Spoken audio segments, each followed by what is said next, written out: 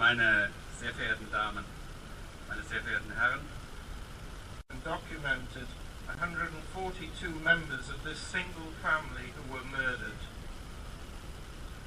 This tragic loss has haunted my father throughout his life, and I still often see him now at 88 years struggling to deal emotionally with the events that he witnessed. For my sister and I, we were deprived of knowing our grandparents through the circumstances of my father's hurried departure. There are few photographs or keepsakes which came out of Germany, and of course there are no graves at which we can mourn. When I first brought my children here to Herborn in 1999, we saw few signs that there had ever existed a thriving Jewish community here. It was as though they were forgotten and their memory had been erased. So for us today is a very important day when the town of Herborn has chosen to remember their former Jewish citizens and to honour their memory with this prominent memorial. And I hope that what happened in the past here in this town and throughout Germany will never be forgotten. I'm grateful to this town and to its citizens for their decision to erect a memorial, and especially to Mayor Hans Benner and his aldermen, and to the council chairman Jörg Michael Müller for taking the necessary steps to undertake and to finance this project. The financing of this was greatly assisted by two individuals, Manfred Schäfer and Klaus Dietrich, and by two institutions, the Landeswohlfahrtsverband Hessen and the Evangelisches Dekanat of Herborn. I'd also like to acknowledge the enormous assistance of the archivist Rüdiger Stöckel in organising this, without whom I couldn't have managed to do this. I also thank Reverend Koshland, who has travelled especially from London to attend this event. He, like my father, left Germany on the Kindertransport and lost his family in the Holocaust, and I'm most grateful for his support today. I would also like to acknowledge the financial support given some years ago by many individual citizens in paying for Stolperstein. This is a wonderful gesture, and one which I know the surviving families greatly appreciate. I'd like to thank all of those who've shown their support by attending this ceremony today. I'm most grateful to the citizens who've attended and are participating in this dedication. And I'd also like to mention and thank the many families who've travelled from England, Israel and the USA to participate. It is incredibly moving to be dedicating this memorial all together, and it does make me very hopeful for a future of understanding and tolerance. I would also particularly like to thank the town of Herborn for your generous hospitality in providing some food and accommodation to the descendants who've attended this event. Finally, I'd like to make a presentation to Mayor Benner on behalf of the town of Herborn. This is a certificate from the house of the Wannsee Conference Memorial and Education Center in Berlin, and the inscription reads, "In recognition of the contribution made by the town of Herborn in remembering their Jewish citizens who were murdered during the Holocaust, so that those dark days are never forgotten." Thank you.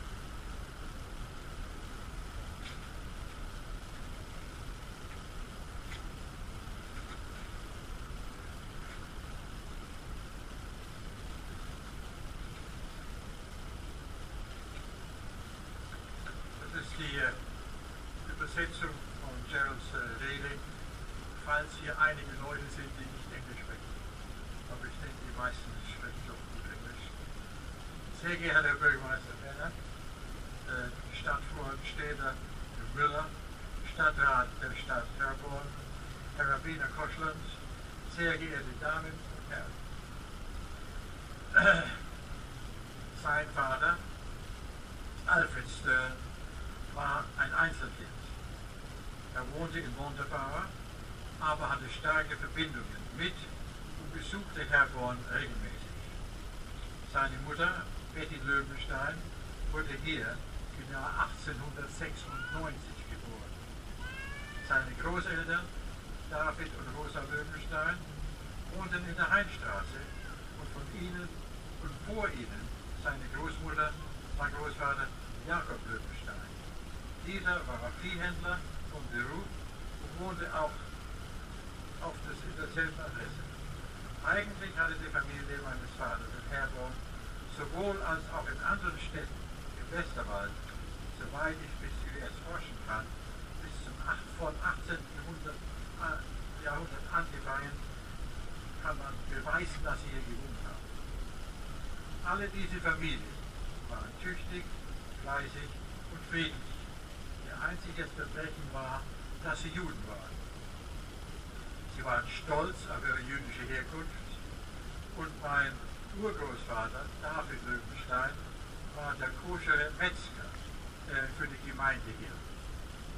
Sie waren auch sehr stolz darauf, dass sie deutsch waren und viele haben im Ersten Weltkrieg gekämpft, wobei einige eiserne Kreuze verliehen wurden und leider auch einige ihr Leben dem Vaterland geopfert haben.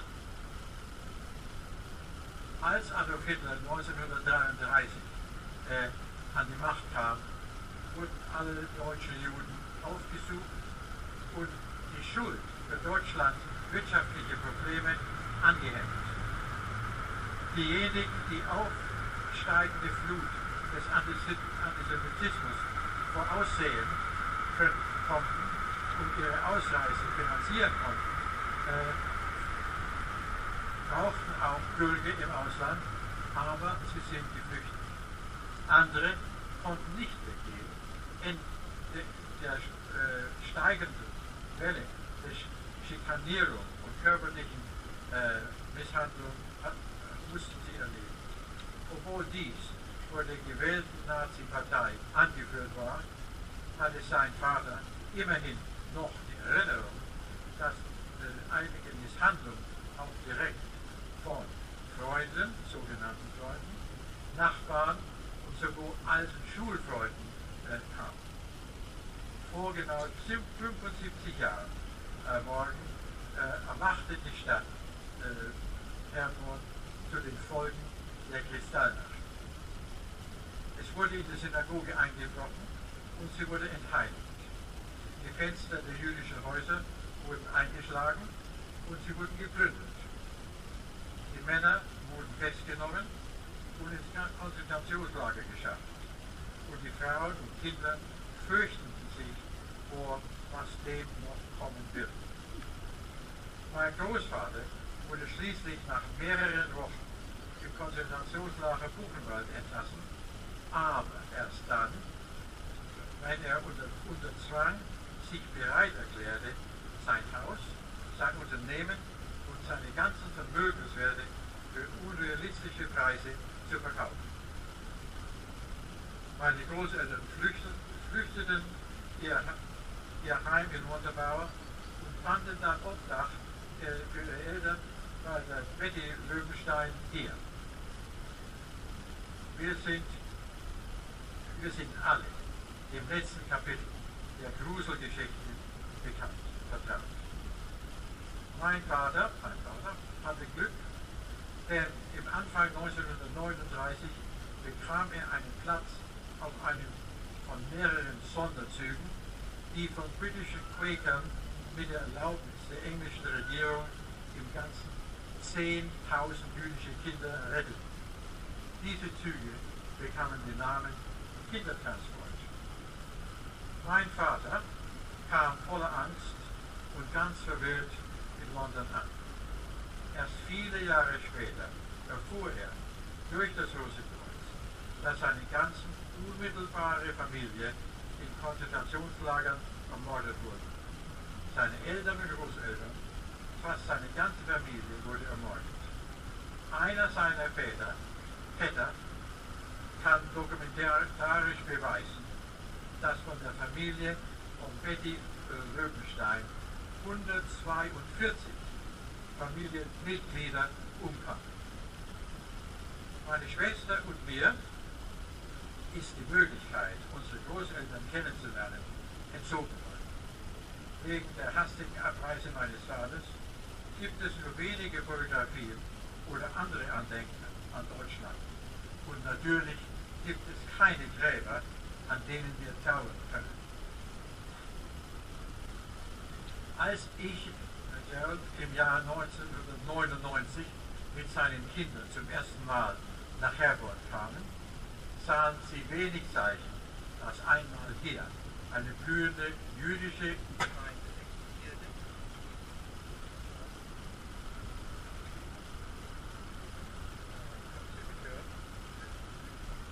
Es war, als ob sie vergessen wurden und die Erinnerung an sie weggewischt war. Deswegen ist heute ein sehr wichtiger Tag, ein Tag für uns, an dem die Stadt Herborn entschieden hat, ihre ehemaligen jüdischen Bürger ins Gedächtnis zurückzurufen und das Andenken an sie mit diesem Denkmal zu verehren. Ich hoffe, das war in der Vergangenheit hier in der Stadt und durch ganz Deutschland passiert ist, nie vergessen wird. Ich bin der Stadt Herborn und dessen Bürger für die Entscheidung, ein Denkmal zu erstellen und besonders für Bürgermeister Benner und seinem Stadtrat und Stadtverordnetenvorsteher Jörg Mittel-Müller zu großem Dank verpflichtet. Sie nahmen die nötigen Schritte, dieses Projekt zu unternehmen, zu finanzieren und zu verwirklichen. Die Finanzierung wurde im hohen Maße von zwei Einzelpersonen, Manfred Schäffer und Klaus Dietrich, und von zwei Gesellschaften, dem Landwohlschaftsverband Hessen und dem englischen Dekan Herborn, unterstützt. Evangelischen Dekan Herborn unterstützt. Ich möchte auch die unmäßige Hilfe des Archivars Rüdiger Störkel, der hier ist, dies alles zu planen und an diesen Tag zu bringen. Ich danke dem Herrn Rabbiner Koschland, der besonders von London gereist ist, um an dieser Feier teilzunehmen. Genau wie mein Vater hat er Deutschland mit dem Kindertransport verlassen und seine Familie im Holocaust verloren. Ich bin ihm für seine heutige Unterstützung sehr dankbar. Ich möchte auch für die finanzielle Unterstützung der vielen einzelnen Bürger von Herborn, die schon vor vielen Jahren Stolpersteine spendiert haben, anerkennen. Das ist eine wundervolle Geste, welche die überlebenden Familien mit Sicherheit sehr schätzen. Eigentlich möchte ich mich bei allen bedanken, die ihre Unterstützung mit ihrer Anwesenheit heute beweisen. Den Stadtbürgern, die heute gekommen sind und sich an dieser Einladung beteiligen, bin ich sehr dankbar.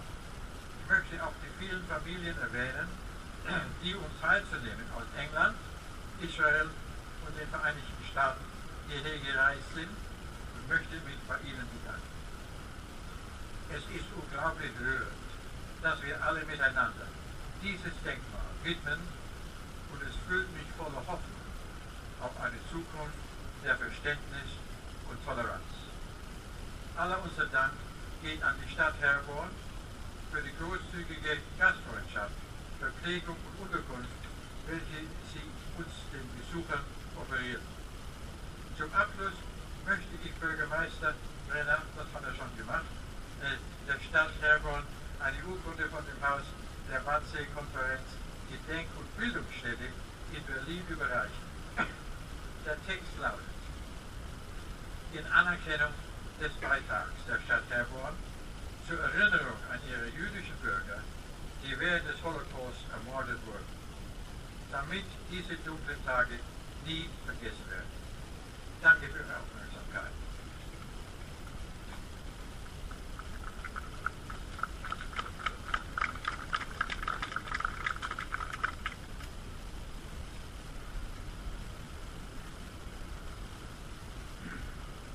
Herr Bürgermeister, der Stadtverordnetenvorsteher Jörg Michael Miller, die Familie Stern, die ganze Familie, die weit gekommen sind auch, geehrte Herren und Damen. Dieses Wochenende ist der Jahrestag der Kristallnacht vor 75 Jahren. Oder wie es öfters beschrieben ist, die Nacht des Pogroms. Ich selbst war dort an dieser Nacht. So ist es ganz wichtig, dass wir heute hier stehen für dieses Denkmal. Ja. Die Bibel schreibt im Zusammenhang mit dem Volk Amalek: Erinnere und vergesse nicht, was Amalek getan hat. Amalek war ein böses Volk, das die Israeliten, als sie von Ägypten herauskamen, angegriffen hat. Warum beide Wörter? Erinnern und vergessen. Jedes Wort hat seine eigene Bedeutung. Ich erinnere mich, was gestern passiert.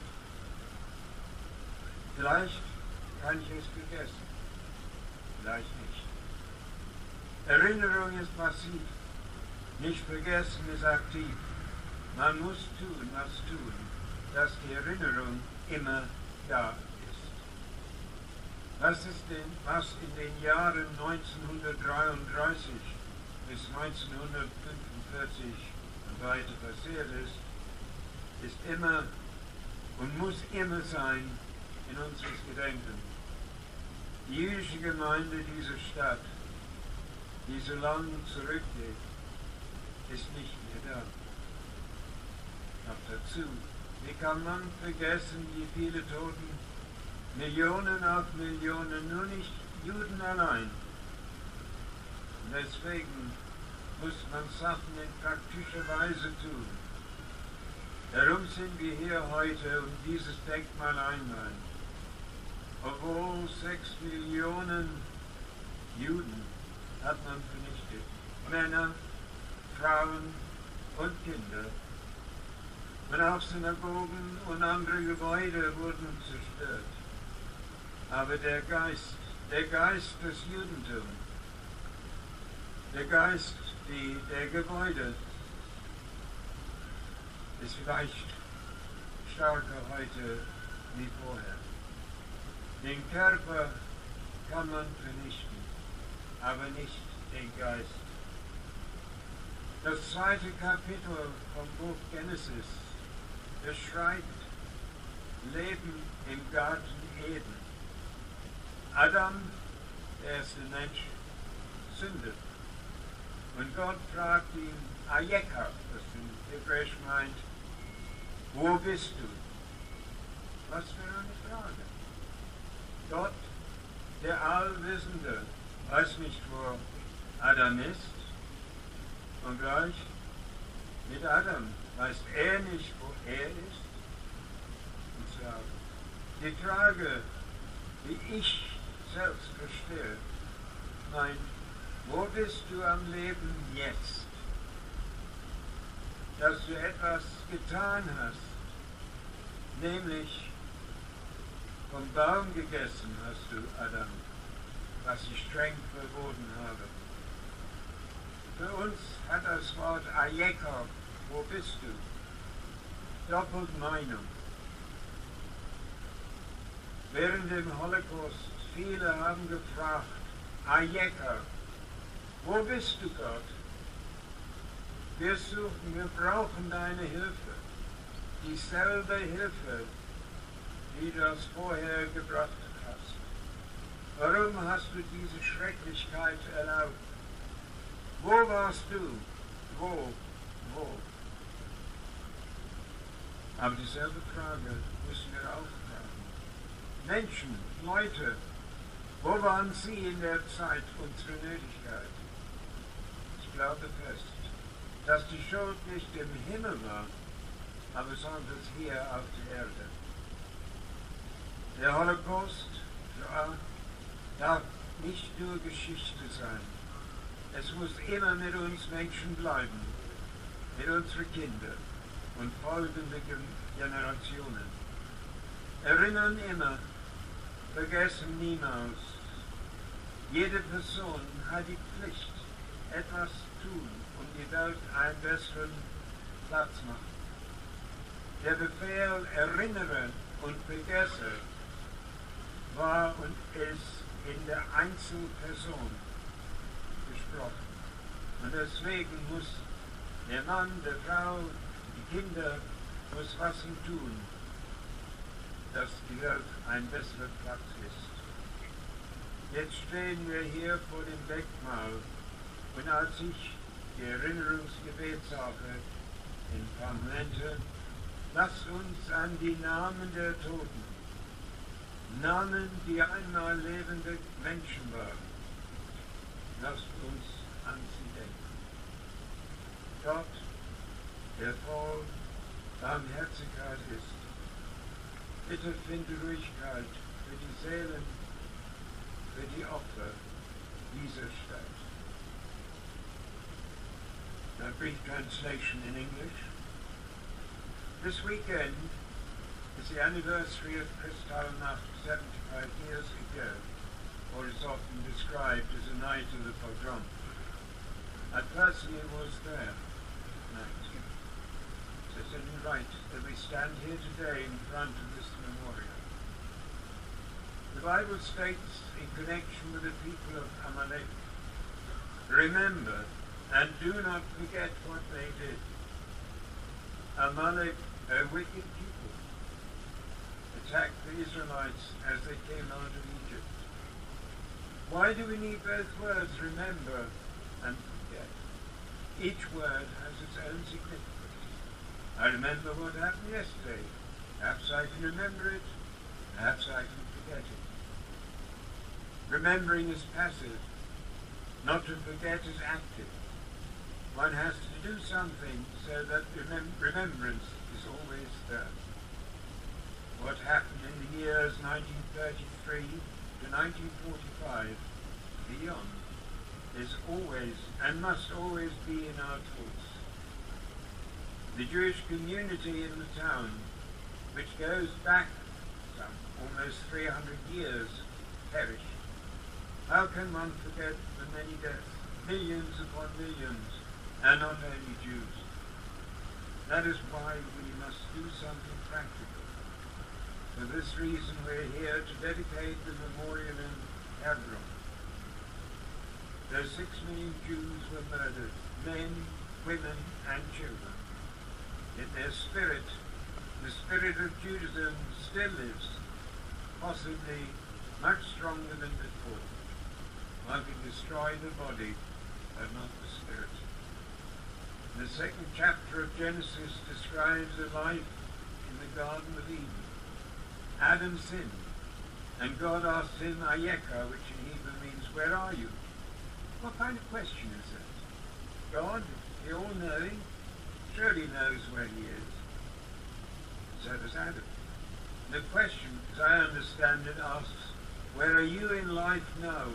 You've done something wrong, namely by eating from the tree, which I strongly forbid. For us, Ayeka, where are you, has a double meaning. During the Holocaust, many asked, Ayeka, where are you, God? We need help, the same help that you brought to us in the past. Why did you allow this horror? Where were you? Where? We must also ask the same question of ourselves. People, humanity, where were you in our time of need? And I strongly believe that the blame does not lie in heaven above, but down here on earth. The Holocaust must not be just history. It must always remain with humanity, with our children and the following generations. Remembering always, forgetting never. Every person has a duty to make this world a better place. The words remember, forget, are written in the singular, and so addressed to the individual who must do what he or she must do in this world. Now as we stand before this memorial, as I'm about to say the memorial prayer, let us think of the names of those who were once living people. O God, full of mercy, find rest for the souls, for those who were sacrificed and lived in this town.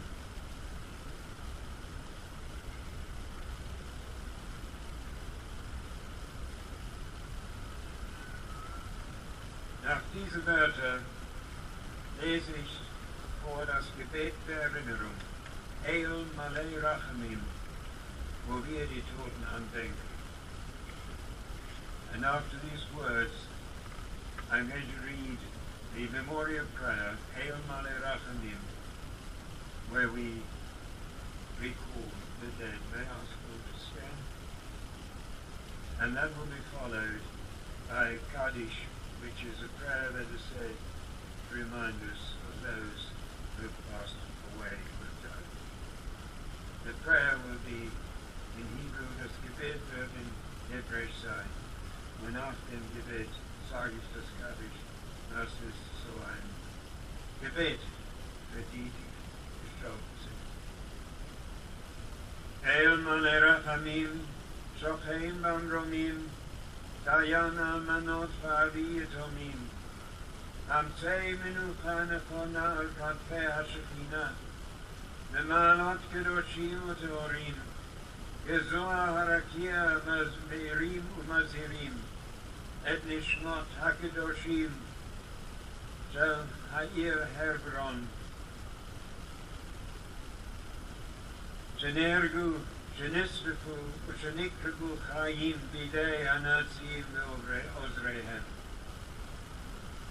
Began Eden Teheim Menuchatam. Lachein Bala Rachamim, Yitzol Vitzrol HaChayim Et Nishmatam. Adonai Hu Nachalatam. V'yizkalanu Akedatam V'akedat Kol Kedoshei Yisrael. V'ta'amod lanu L'chol Yisrael V'zukutam. Eretz Al Techasidamam. Ve'al Yehi Makom L'zarkatam. V'zkutam Nishchei Yisrael. Yashuvu L'achzatam. Ve'akedoshim L'zichron Tamid. Neged Einecha Tzidkatam. Yavo Shalom. V'yanu V'shalom Al Mishkavam. V'nomar Amen. Lasst uns alle sagen Amen. Und jetzt das Kaddish. Yitkadal Yitkadash Shemei Rabbah. De'alma Divrach Yirutei V'yamich Nachutei V'chayaton V'yomechon V'chayei L'chol Bet Yisrael La'agala U'vizman Kariv V'imru Amen. Yehei Shalom Rabbah Le'orach Le'olam U'lonei Al-Maya Yitbarach V'yishtabach V'yitpar V'yitromam V'yitnaseh V'yitadar V'yitaleh V'yitalal Shemei V'kudsha V'richu Ve'elam in Kol V'yitatam V'shirata Tishkutam Tishkutam V'nechemata Namiran Le'alma V'yimeru Amen. Yehei Shalom Rabbah Min Shemaya V'chayim Aleinu V'al Yisrael Yimeru Amen. Oseh Shalom B'nomav Hu Yaseh Shalom Aleinu V'al Yisrael Yimeru Amen. Der Frieden gibt in der Höhe des Himmels, möge auch Frieden zu uns und alle Einwohner hier geben. Und lasst uns sagen. Amen.